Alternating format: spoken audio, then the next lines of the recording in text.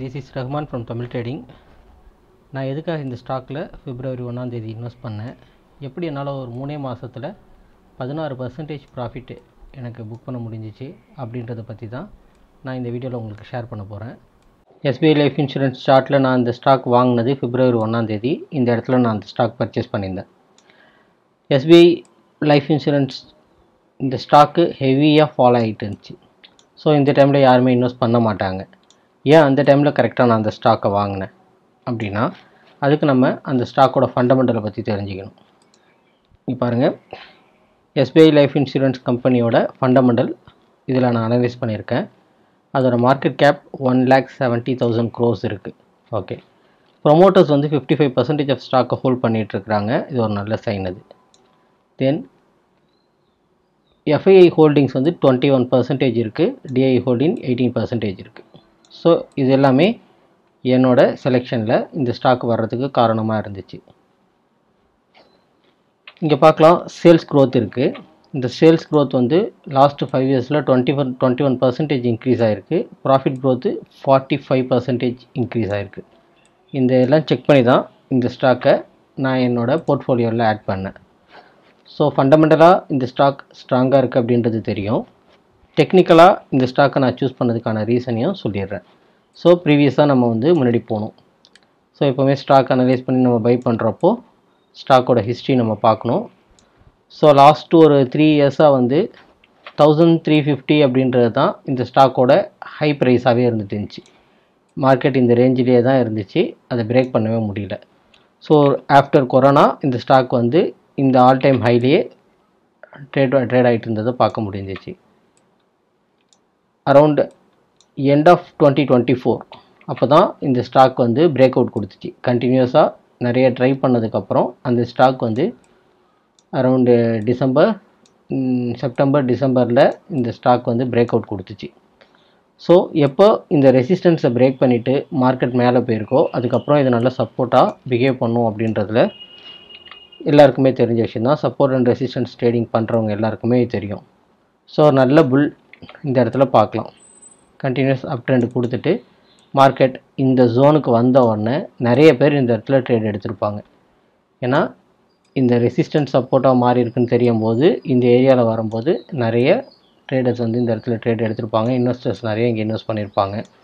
So இந்த ட்ரெண்டை நான் catch பண்ணல. அப்போ நான் இந்த ஸ்டாக்கை என்னோடய போர்ட்ஃபோலியோவில் ஆட் பண்ணல, வாட்ச் லிஸ்ட்லேயும் இல்லை. அதனால் நான் இந்த இடத்துல என்னோடய என்ட்ரி எடுக்கலை. ஸோ இந்த ட்ரெண்ட் நல்லா மேலே போனதுக்கப்புறம் ஆல் டைம் ஹை 1936 வரைக்கும், அது ஆல்மோஸ்ட் ஒரு 3-4 மந்த்ஸில் ஒரு ஆல் டைம் ஹை, புது ஆல் டைம் ஹை க்ரியேட் பண்ணிவிட்டு அந்த ஸ்டாக் ஃபாலோ ஆகிட்டு இருந்துச்சு.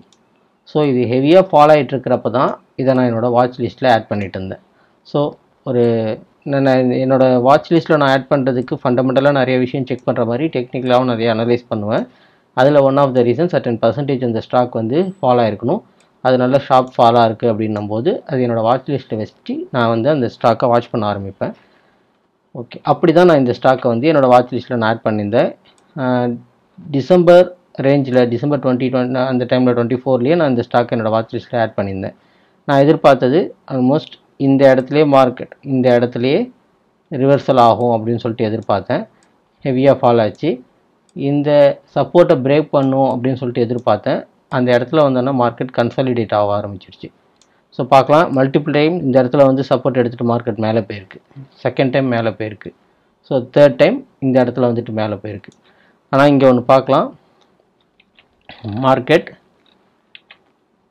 மேலே போனதுக்கப்புறம் மறுபடியும் ஒரு ஷார்ப் ஃபால் கொடுத்துருக்கு. ஸோ எல்லாருமே எதிர்பார்க்க மார்க்கெட் கண்டினியூவாக இதுக்கப்புறம் ஃபால் ஆகும் அப்படின்னு சொல்லிட்டு தான் நினச்சிட்டு இருந்திருப்பாங்க. பட் மார்க்கெட் இந்த ப்ரீவியஸ் லோவை பிரேக் பண்ணவே இல்லை. இந்த இடத்துல வந்து திரும்ப ரிவர்ஸ் ஆகி மேலே போயிடுச்சு. ஆன் February 1ஆம் தேதி கரெக்டாக பார்க்கலாம், மார்க்கெட் வந்து இந்த இடத்துல நல்ல ஹெவியாக ஃபால் ஆகிட்டு சஸ்டெயின் பண்ண முடியாமல் அன்றைக்கி மேலே போய் மார்க்கெட் க்ளோஸ் வைக்கிற மாதிரி இருந்துச்சு. ஸோ அன்றைக்கி தான் நான் இந்த ஸ்டாக்கை பை பண்ணேன். 1459.95 அப்படின்ற ப்ரைஸில் இந்த ஸ்டாக்கில் நான் இன்வெஸ்ட் பண்ணேன். என்னோடய டார்கெட் எதுவாக இருந்துச்சுன்னா ஆல் டைம் ஹையை கன்ஃபார்மாக மார்க்கெட் பிரேக் பண்ணும் அப்படின்றதுனால இதுதான் என்னோடய டார்கெட்டாக நான் வச்சுருந்தேன். ஸோ நான் என்ட்ரி எடுத்த உடனே மார்க்கெட் மேலே போகல. எப்போவுமே எல்லா ஸ்டாக்லேயும் நடக்கிற சேம் ஸ்டோரி தான். நான் இது வரைக்கும் வாங்கின இந்த ஸ்டாக்குமே நான் என்ட்ரி எடுத்தோன்னே கண்டினியூஸாக மேலே போய் என் டார்கெட்லாம் ஹிட் பண்ணதே கிடையாது. இது என்னோடய அனுபவத்தில் எனக்கு தெரியும் கண்டிப்பாக மேலே போகாது, நம்ம வாங்கினதுக்கப்புறம் தான் ஸ்டாக் கீழே போகும் அப்படின்ட்டு. ஸோ நம்ம ஒரு என்ட்ரி எடுத்திருக்கோம் அப்படின்னா ஒரு டார்கெட் செட் பண்ணிட்டோம். நான் ஒரு லாங் டேர்ம் இன்வெஸ்டர் அப்படின்றதுனால நான் இதில் எஸ்எல்லாம் எதுவுமே வைக்கல. என்னோடய குவான்டிட்டி என்னோடய ரிஸ்க் ராடுக்கு ஏற்ற மாதிரி தான் நான் குவான்டிட்டி எடுத்திருக்கேன். என்னோடய எஸ்எல்லாம் ரொம்ப பெரிய எஸ்எல்லாக இருக்கும். லாங் டேர்ம் ஹோல்டிங் அப்படின்றதுனால சின்ன சின்ன எஸ்எல்லாம் நான் வெளியில் வர மாட்டேன். ஓகே, அதுக்கப்புறம் பார்க்கலாம். மார்க்கெட் மல்டிபிள் டைம்ஸ் மேலே போகிறதுக்கு ட்ரை பண்ணி கீழே ஃபால் ஆகிட்டே இருந்துச்சு. ஸோ இந்த டைம்லாம் கண்டிப்பாக இந்த லோவை பிரேக் பண்ணிவிட்டு கீழே போவோம் அப்படின்றது எதிர்பார்த்துட்டு இருந்தது தான். பட் அதான் நடக்கலை. அதுக்கப்புறம் ட்ரெண்ட் வந்து டவுன் ட்ரெண்ட்லேன்னு அப் ட்ரெண்டாக மாற ஆரம்பிச்சிச்சு. இந்த மார்ச் ஏப்ரலில் பார்த்தா மார்க்கெட் வந்து அகெயின் அப் ட்ரெண்டுக்கு சேஞ்ச் ஆக ஆரம்பிச்சிச்சு. நீங்கள் பார்க்கலாம், இப்போது மே மந்த்லேருந்து மார்க்கெட் மறுபடியும் ஃபால் ஆகிட்டுருக்கு. எனக்கு இது எவ்வளோ ப்ராஃபிட் கொடுத்துச்சு அப்படின்னா, என்னோடய என்ட்ரி ப்ளேஸ்லேருந்து ஆல்மோஸ்ட் 24% ப்ராஃபிட்டில் இருந்துச்சு. என்னோடய ப்ராஃபிட் டார்கெட் வந்து 33-34% வச்சுருந்தேன். ஆல்மோஸ்ட் கிட்டக்கு போயிட்டு பட் மறுபடியும் மார்க்கெட் ஃபால் ஆகிட்டுருக்கு. ஸோ அதனால தான் நான் இந்த ஸ்டாக் இன்னும் புக் பண்ணல. ஸோ மேபி இந்த இடத்துல புல் பேக் எடுத்து மார்க்கெட் மேலே போகும். என்னோடய டார்கெட் 34%. ஸோ அந்த இடத்துல வரும்போது தான் நான் இதை புக் பண்ணுவேன். ஸோ மேபி இது இன்னும் கீழே ஃபால் ஆனால் கூட நான் அதை புக் பண்ண மாட்டேன். எப்போவுமே நம்ம ஒரு ட்ரேடு எடுக்கிறோம் அப்படின்னும்போது நம்மளோட என்ட்ரி எக்ஸிட் நம்ம தெளிவாக இருக்கணும். எந்த இடத்துல நம்ம என்ட்ரு ஆகணும், எங்கே வந்து எக்ஸிட் ஆகணும் அப்படின்றது. எக்ஸிட் டார்கெட் ப்ராஃபிட் புக்கிங்க்கும் இருக்கும், எக்ஸிட் எஸ்எல்லுக்கும் இருக்கும். ஸோ என்னோடய எஸ்எல் எல்லாம் பெரிய எஸ்எல் தான். ஸோ நான் கொஞ்சம் ஹோல்ட் பண்ணுவேன். பட் என்னோடய எக்ஸிட்டை நான் சூஸ் பண்ணிட்டேன் அப்படின்னா அந்த இடத்துல வரும்போது நான் செல் பண்ணிவிடுவேன். ஓகே, இந்த மாதிரி வேறு ஏதாவது ஸ்டாக்கோட நெக்ஸ்ட் வீக் மீட் பண்ணுறேன். பாய்.